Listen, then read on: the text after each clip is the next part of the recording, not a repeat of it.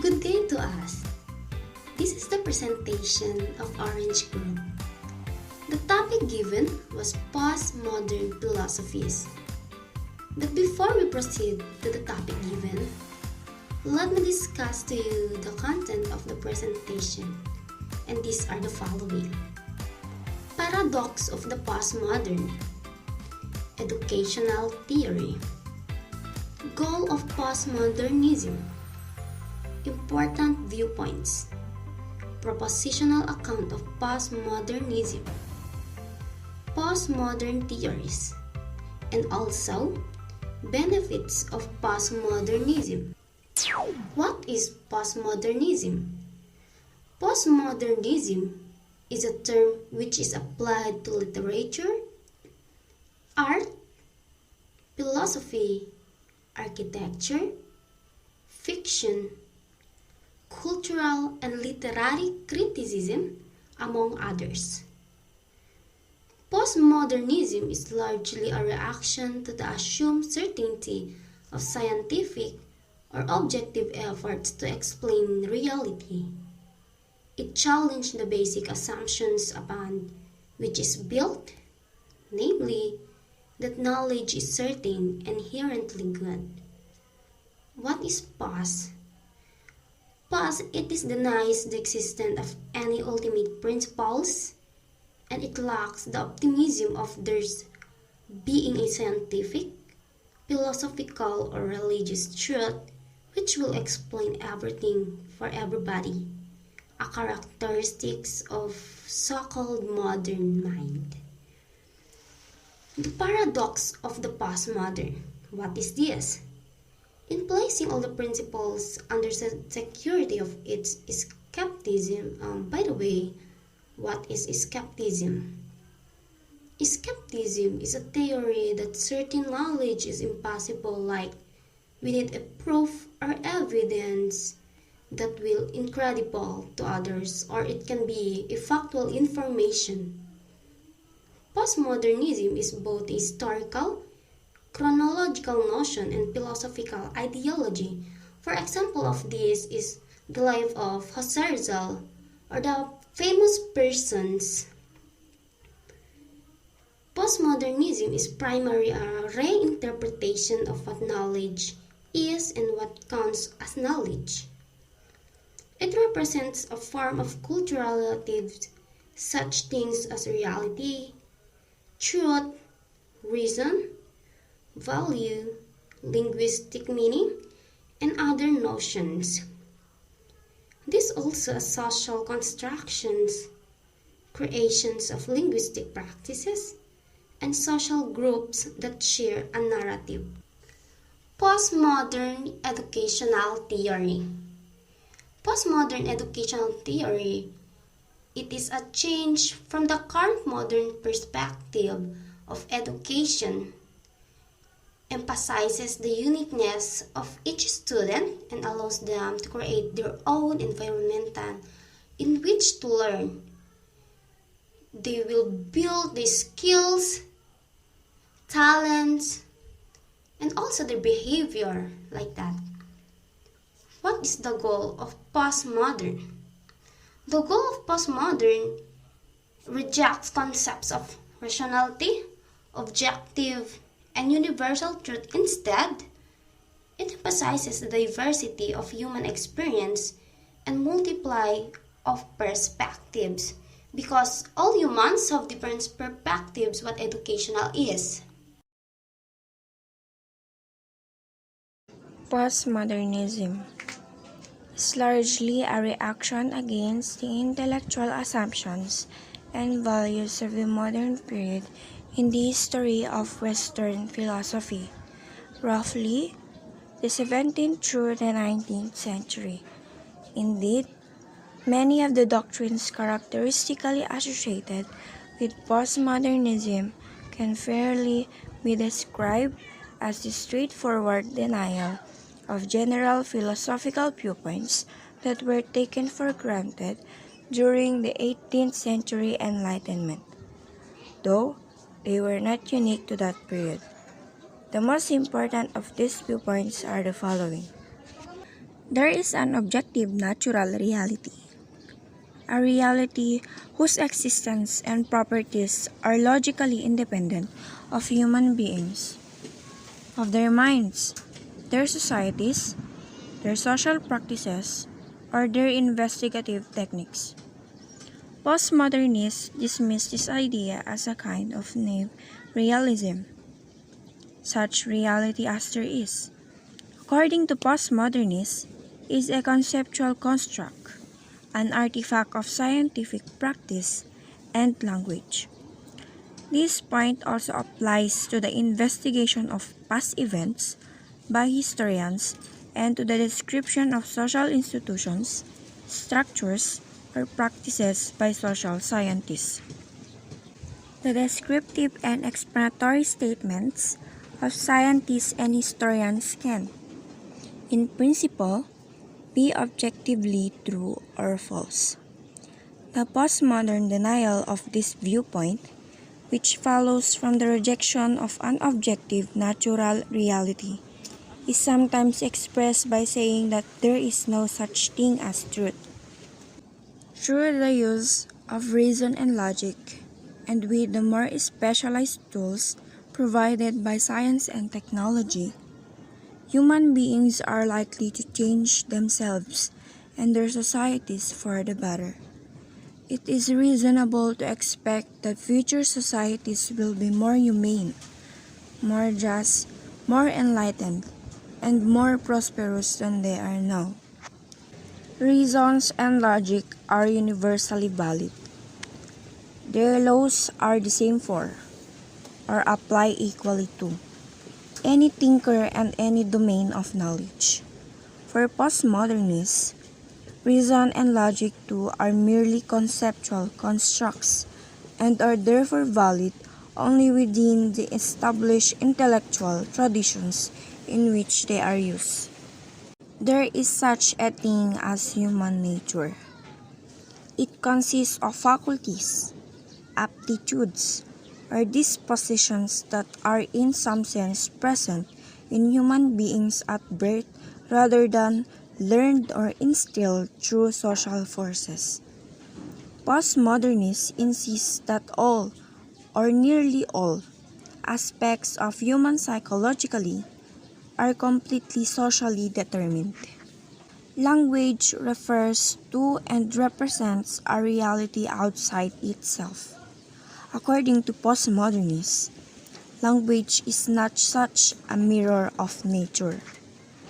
Human beings can acquire knowledge about natural reality, and this knowledge can be justified ultimately on the basis of evidence or principles that are, or can be, known immediately, intuitively, or otherwise with certainty. Postmodern rhetoric and aesthetics rhetoric and aesthetics pertain to the sharing of experience through activities of participation and imitation. In the postmodern sense, such activities involve sharing or participating in differences that have opened between the old and the new, the natural and the artificial, or even between life and death. The last one is Habermas' critique. The most prominent and comprehensive critic of philosophical postmodernism is Georgian Habermas. In the Philosophical Discourse of Modernity, Habermas 1987, he confronts postmodernism at the level of society and communicative action. Here is a propositional account of postmodernism. Postmodernism kasi it is a grand story that is self-legitimized. So, hindi natin masasabi kung ito ay makatotohanan, kung ito ay kapanipaniwala, o gawa-gawa lamang. The first one is, there is no such thing as transcendent truth. Transcendent truths are those unaffected by time or space. So, they define the world but are not defined by the world. One is true but both cannot be true at the same time. Example is mabuti ang Diyos. So,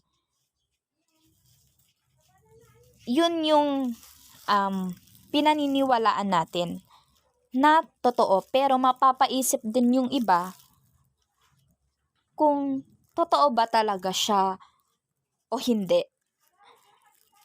So, what we call true is simply what we agree with. So-called truths or facts are merely negotiated beliefs, the product of social construction and fabrication, not objective or external features of the world. Second, knowledge, reality, and truth are the products of language. Yes, there is no language independent reality that can make our thoughts true or false.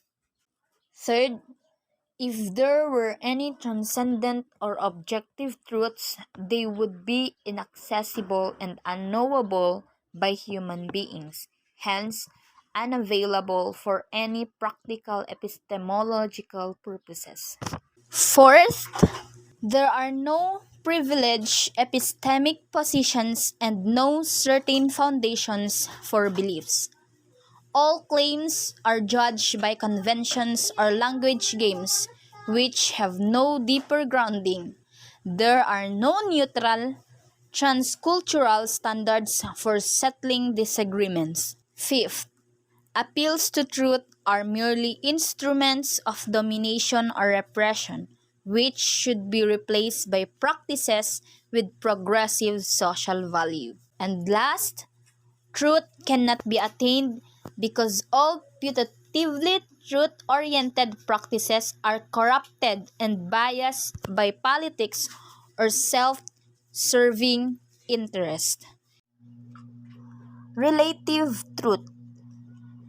Postmodernism is highly skeptical of explanations which claim to be valid for all groups, cultures, traditions, or races, and instead focuses on the relative truths of each person. Yung iba, hindi na naniniwala sa kultura, sa tradisyon, o sa lahi at or pangkat ng isang tao. Instead, nagfo-focus na lang sila sa sinasabi ng isang tao. Interpretation. According to Friedrich Nietzsche, all things are subject to interpretation. Whichever interpretation reveals at a given time is a function of power and not truth. In postmodernism, interpretation is everything. Reality only comes into being through our interpretations of what the world means to us individually. Universality. Consequently, postmodernism arcs the end of a single worldview. It resists unified, all-encompassing, and universally valid explanations. Respect for differences. Postmodernism replaces the unified worldview with respect for difference and a celebration of the local and the particular at the expense of the universal. Now let us differentiate the meaning of postmodernism, and postmodernity. The first one is postmodern. Postmodern is a generic term that can be used to refer either to postmodernism or postmodernity. The second one is postmodernism. It is a term that refers to a self-conscious cultural movement that reacted against the principles and ideals of the modernist movements in literature, art, architecture, film, and philosophy. The last one is postmodernity. Postmodernity is a historical period that spans less than a century, starting from the second half of the 20th century and persisting up to the present. It is also a number of historical events in postmodernity that gave the period its distinctive outlook and way of life. Now, let's proceed to the postmodern theorists. First, Jacques Derrida. He was one of the most famous, controversial, but also wise figures in recent French intellectual life. He invented a way of doing philosophy that he called deconstruction, which is fundamentally altered our understanding of many academic fields, especially literary studies. According to him, deconstruction is a method of critical analysis of philosophical and literary language that emphasizes the internal working of language and conceptual systems, the relational quality of meaning. In addition, it is a method of dissecting a text in order to unearth its deep-seated contradictions, inconsistencies, and ambivalence. Second, Michel Foucault. Michel Foucault was French 20th century philosopher, historian, psychologist, political and gay activist. According to him, school serves the same social function as prison and mental institution to define, classify, control, and regulate people. His theory is primarily addressed the relationship of power and knowledge. He suggests that the power is not a tool that individuals or group of people use, rather we are the tools of power. He also demonstrated the knowledge is never objective, reliable, and neutral, but is something generated in accordance to the desire of the power only to be used as a tool for the domination and subjugation of the less powerful. Third, Jean-François Lyotard. According to him, simplifying to the extreme, he defined postmodernism as an incredulity toward meta-narratives. He believes that knowledge has become a commodity and consequently a means of getting power. Lastly, Jean Baudrillard. According to him, we live in the world where there is more information and less meaning. His most important contribution to the postmodernism is the theory of hyperreality.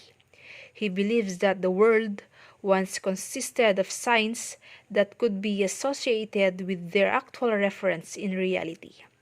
He also proposes the simulation of reality end up becoming more real than the real. Finally, let's move on to the last part of our presentation, which is the benefits of postmodernism. Aims towards individual instruction instead of large group instruction found in regular classrooms. It inspires children to be more creative and unique instead of following the average path. Knowledge is always changing, and there is always opportunities to learn something new. And that's bring us to the end. I would like to say thank you for your time and attention. Again, this is the Orange Group presenters from Bachelor of Elementary Education 1.